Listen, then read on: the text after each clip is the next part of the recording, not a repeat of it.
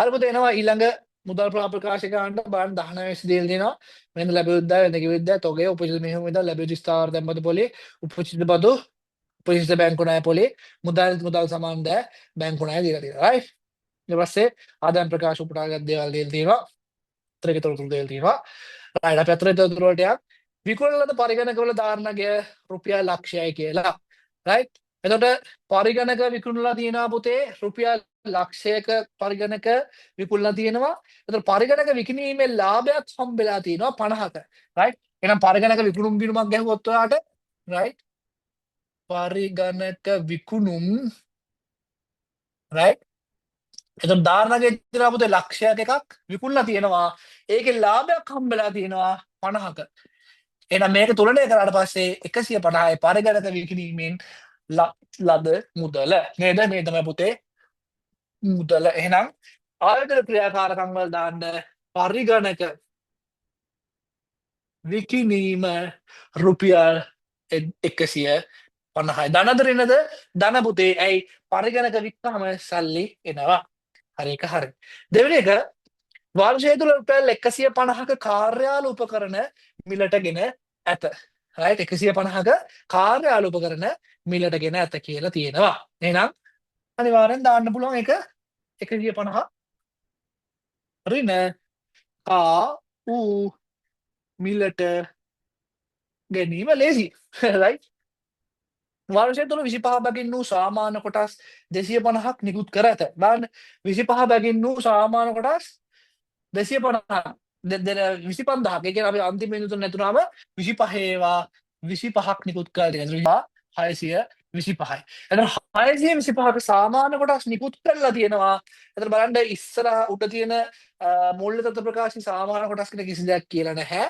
එහෙනම් අපිට කෙලින්ම සාමාන්‍ය කොටස් නිකුත් කරපුවාම අපිට සල්ලි එනවා නේද? එහෙනම් ඒ එන ගාණ තමයි ආව ගාණ තමයි 625. දාගන්න මූල්‍ය ක්‍රියාකාරකම් යටතේ සාමාන්‍ය කොටස් නිකුතුවෙන් ලද අගය 625යි. ධනද ඍණද? ධන. ඇයි සාමාන්‍ය කොටස් නිකුත් කරපුවාම පුතේ අපිට සල්ලි එනවා. හරිද? ලාභාංශ රුපියල් 250ක් වර්ෂය තුල ගෙවා ඇත. ලේසි.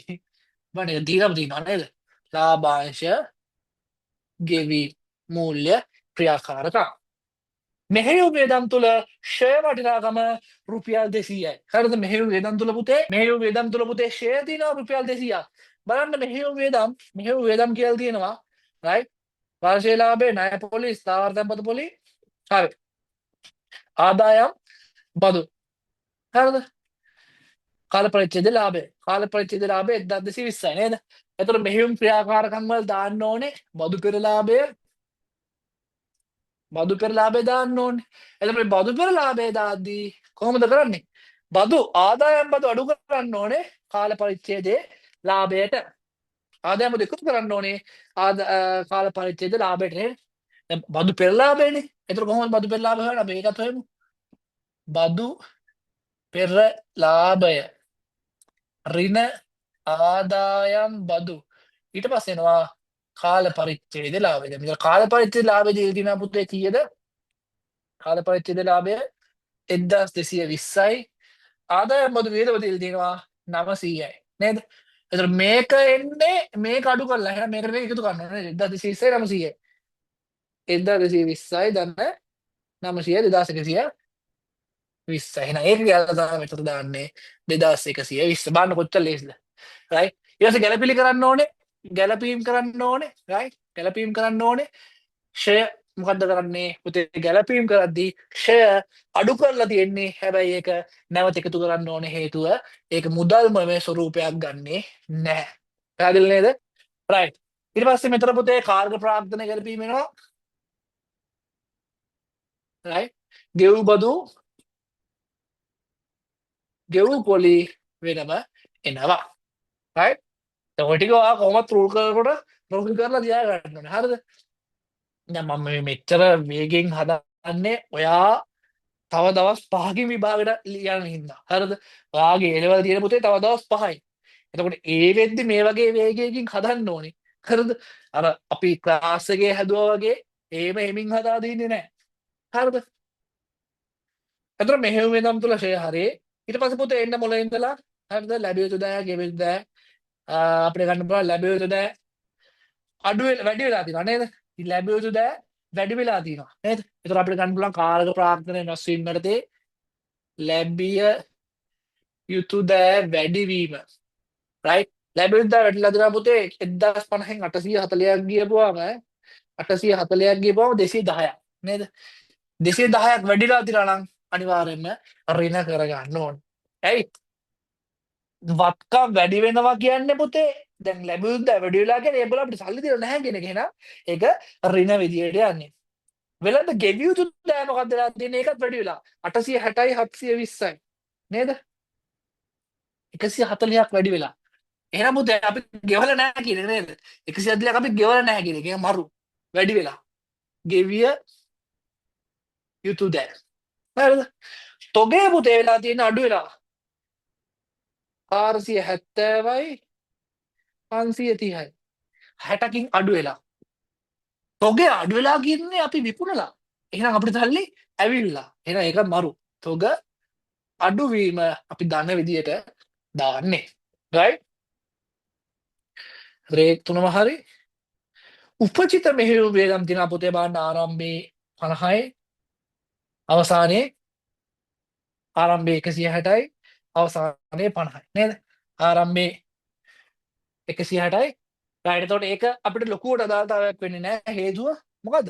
ඔයාලට පුළුවන් පුතේ දැන් අපි මෙතන මෙහෙයුම් වෙනම ගලප ගන්න ඕනේ. ඒ නිසා ඒක ප්‍රශ්නයක් වෙන්නේ නැහැ නේ. රයිට්. ලැබිය යුතු ස්ථාවර තැන්පතු පොලේ තියෙනවා කීයක්ද? ආරම්භයේ 80යි රයිට්. ආරම්භයේ 80යි ඒත් එක්කම අවසානයේ 50යි. ආරම්භයේ 80යි අවසානයේ 50යි. එතකොට කීයක් ලැබෙලා තියෙනවද බලන්න ස්ථාවර තැන්පතු පොලේ කියලා 70ක් ලැබෙලා තියෙනවා නේද? ආදායම් ප්‍රකාශනයේ බැරිලා තියෙනවා 70ක්. එතකොට 8යි 7යි 15යි 150යි 150යි පුතේ 100ක් මුදලින් ලැබෙලා තියෙනවා ලද පොලි. රයිට්? ලද පොලි. ලද පොලේ තියෙනවා කීයක්ද? ලද පොලේ තියෙනවා රුපියල් 100ක්. එතකොට දැන් මේ 100 දැනටමත් මේ ලාභය තුල තියෙනවානේ. හැබැයි පොලි කියන්නේ ආදායමක්. එහෙනම් අපිට ඒක මෙහෙයුම් ප්‍රකාශ වල තියන්න බෑ. ඒක අපි කියනවා ආයෝජන ක්‍රියාකාරකම් වලට. එහෙනම් මෙහෙයුම් ක්‍රියාකාරකම් වලින් මොකද්ද කරන්නේ? දැනටමත් මේක තියෙනවා. එහෙනම් ලද පොලි කියලා මොකද්ද කරන්න ඕනේ? මේ 100 අඩු කරන්න ඕනේ. ඒ දැනටම මෙතන තියෙනවානේ. දැනටම මෙතන තියෙනවා. හැබැයි අපි ඒක මෙහෙයුම් ක්‍රියාකාරකම් වලට දාන්නේ නැහැ. පැහැදිලි නේද? මෙතන පුතේ ලද පොලි කියන්නේ ආයෝජන ආදායමක්. ඒතර ඒක දැම්මා. හැබැයි ඒක දැන් තැන් දෙකක තියෙනවා. ඇයි? මෙතන බදු පෙරලාභය කරණය කරද්දිත් ඒක එකතු වෙනව නේද? එහෙනම් ඒක අයින් කරලා දාන්න ඕනේ. පැහැදිලිද? right? උපචිත බදු ආරම්භයේ 100යි අවසානයේ 150යි නේද? උපචිත බදු බලන්න. බදු උපචිත බදු ආරම්භයේ 100යි අවසානයේ කීයද පුතේ? 150යි. 150යි. right? එතකොට වර්ෂයේ බද්ද කීයද? වර්ෂයේ බද්ද අපි මෙතන ගත්තා 900ක් විදියට right? එතකොට මේක හර වෙලා මේක බැර වෙනවා 900යි. එහෙනම් 1000යි 1000යි 850යි 850යි පුතේ මුදලින් ගෙවූ බද්ද right? ගෙවූ බදු 850යි. ගෙවූ බදු 850යි. පැහැදිලිද? right. උපචිත බැංකු ණය පොලි ආරම්භයේ 60යි අවසානයේ 100යි right? ආරම්භයේ 60යි අවසානයේ 100යි උපචිත පොලි right? පුතේ පොලි වියදම තිබ්බා කීයද බලන්න ණය පොලි 160යි වියදම right? 160යි වියදම ආදායම් ප්‍රකාශයෙන් මම ගත්තේ. එතකොට කීයක් වෙනවද? 0.66 12 දාලා එකක් විතරයි 220යි 220යි 120ක් ගෙවලා තියෙනවා මුදලින්. එහෙනම් ඒකත් දාගන්න ගෙවූ පොලි කියලා 120යි. පැහැදිලිද? මාරම ලේසියි ආ. හරිද? මුදල් සම්බන්ධය තියෙනවා. බැංකු ණය තියෙනවා පුතේ 950 ඉඳන් 850 අඩු වෙලා තියෙනවා. නම් ගෙවූ ණය 100යි ආ. ණය ගෙවලා තියෙනවා රුපියල් 100ක. පැහැදිලිද? එතකොට මෙතන පරිගණක විකිණීමේ ලාභය ගත්තා. right? එතකොට පරිගණක විකිණීමේ ලාභය මොකද්ද කරන්න ඕනේ? පරිගණක විකිණීමේ පරිගණක විකිණීමේ ගාන ගත්තා. පරිගණක විකිණීමේ ලාභය පුතේ දැනටමත් මේක ඇතුලේ තියෙනවා නේද? එහෙනම් මොකද්ද කරන්න ඕනේ? පරිගණක විකිණීමේ ලාභය ගැළපීම් වලින් අපි අයින් කරන්න ඕනේ right? ඒක මුදල් ප්‍රවාහයක් නෙමෙයි. එහෙනම් කීයක් දෙන්නේ? පරිගණක විකිණීමේ ලාභය 50යි. 50ක් මම මෙතන ලියන්නම්. පරිගණක විකිණීමේ ලාභය 50ක් අපි අඩු කරන්න ඕනේ. අඩු කරන්න ඕනේ. right? ස්ථාවර තැන්පතු පොලි 70යි. ඒකත් තියෙනවා අපි ඒකත් අඩු කරා. ස්ථාවර තැන්පතු පොලි උදේ මෙතන අඩු කරන්නේ 100 නෙමෙයි. මෙතන අඩු කරන්නේ ස්ථාවර තැන්පතු පොලි කියලා. හරිද? 70යි. ඇයි? ඔයාට 70යිනේ හම්බෙලා තිබ්බේ නේද? මේ ස්ථාවර තැන්පතු පොලි වලට 70යි හම්බෙලා තිබ්බේ. මේ 70 හම්බුන එක තමයි ආදායම් ප්‍රකාශයට ගියේ. එහෙනම් අනිවාර්යෙන් මෙතන 70යි තමයි. දැන් කවුරුත් දාලා තිබෙන්නේ නැහැ මේකේ. හේ මැසේජ් එකක්වත් දැම්මේ නැහැ. ඔය දාගන්න නැති. හේ තව දවස් 5යි විභාගෙට. right? එතන 70නේ ඇත්තම පොලි ආදායම. එහෙනම් ඒ ආදායමනේ මේක තුලේ තියෙන්නේ. එහෙනම් අඩු කරගන්න එක. අපි දාද්දී ඔයාලේ මුදල් ප්‍රවාහය දාන්න ඕනේ. පැහැදිලිද? මේ තමයි ණය පොලි. ස්ථාවර තැන්පතු පොලි. right? හරි. ණය පොලි 160යි අපි ඒක ගත්තා. හරිද? ණය පොලි මෙතන ගත්තා 160 මෙතන ගත්තා. එතන පුතේ ණය පොලි මොකද්ද කරන්න ඕනේ? මෙතනදී ණය පොලිය right? මොකද්ද කරන්න ඕනේ? මෙතනදී ණය පොලිය මේ කාල පරිච්ඡේදයේ ලාභය ගණනය කරද්දී මොකක් කරලා දැත්තේ? අඩු කරලා දැත්තේ. ණය පොලිය 160 දැනටමත් අඩු කරලා නේ ඇත්තේ. එතකොට මොකද්ද කරන්න ඕනේ? කාල පරිච්ඡේදයේ ණය පොලිය නැවත මොකද්ද කරන්න ඕනේ? එකතු කරන්න ඕනේ. 160 මම උඩින් ලියනවා ණය පොලිය කියලා. right? උඩින් ණය පොලිය කියලා ලියනවා. ඇයි ඒ? මේක ගණනය කරද්දී මේක අඩු කරලානේ තියෙන්නේ. දැන් අපි මේක එකතු කරන්න ඕනේ. අපි පුතේ ණය පොලිය 160යි නෙමෙයිනේ. අපි දාන්නේ ගෙවූ පොලියනේ 120. පැහැදිලි නේද? right.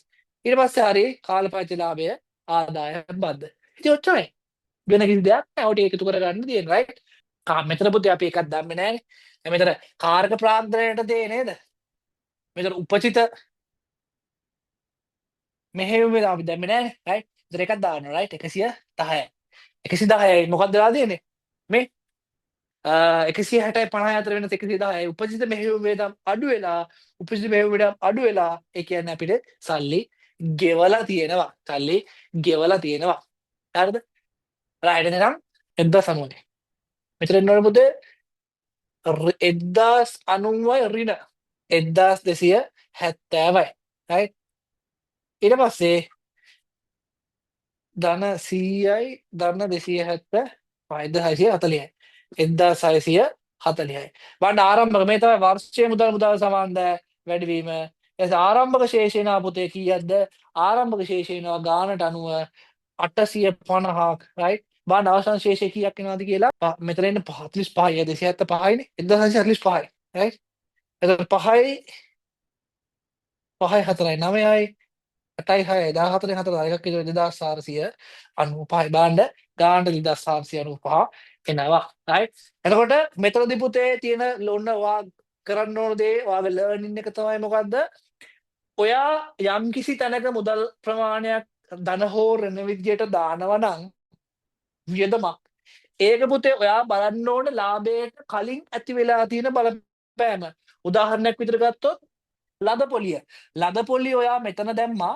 හැබැයි තව ලද පොලියක් මේක ඇතුලේ තියෙනවා මෙතනත් දාන්න ඕනේ නෑනේ එහෙනම් මෙතන ගාන ඒ දාපු ගාන විතරක් අයින් කරනවා ආදායම් ප්‍රකාශයේ දාපු ගාන විතරක් අයින් කරනවා පැහැදිලිද එතකොට අනිවාර්යයෙන්ම සමහර දේවල් තියෙනවා මෙහෙයුම් වේදම් වල තියන්නේ නැහැ ඒක අපි නිකන් දාන්නේ කොහෙටද ආයෝජන ක්‍රියාකාරකම් වලට උදාහරණයක් විතර මේ ලද පොලි right එතකොට මෙන්න මේ තමයි ඔයාගේ cash flow එක එහෙම නැත්නම් අපි කියනවා මුදල් ප්‍රවාහ ප්‍රකාශය සකස් කරන ආකාරය right ලේසි අමාරු නැහැ හැබැයි ඔයා අර හොත්තට හිතලා බලලා හදන්න ඕනේ පැහැදිලි නේද right එහෙනම් ඒ ගානත් අපි ඉවර කරා